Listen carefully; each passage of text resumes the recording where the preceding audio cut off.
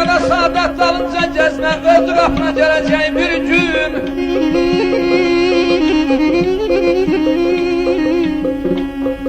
Her dünyada saadet dalınca gezme, öldü kapına geleceğim bir gün.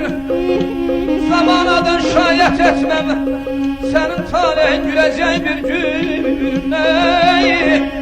Nerede fırsat varsa elimden, karga kaydı göçler bazar edürmeden bana.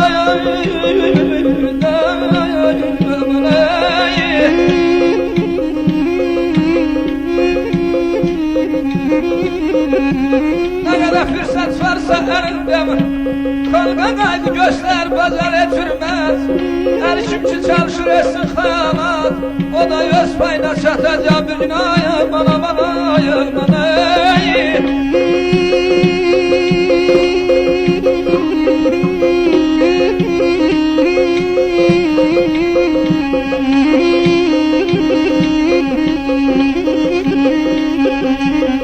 Dedim aşık her şirindile etme ehtibar,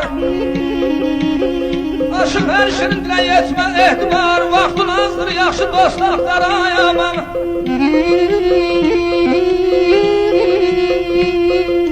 Nöybə yetecek karanlık mezar, nöybə yetecek karanlık mezar. Beni bağına alacak bir gün ay.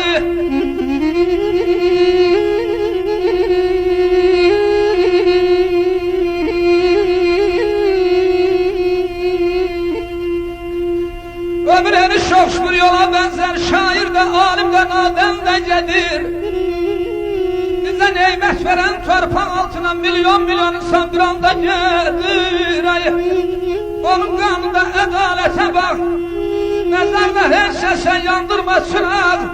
Kimsinden haber almır o kara torpaq, ona şahda gelir nadem de gedir. Hayasını şeyde vətən oğlu,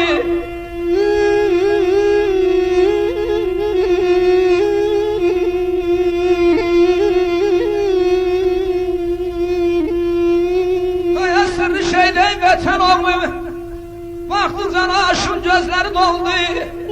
Heyb ömür adlı o gözəl yolu, qalan da gedir, qamyanda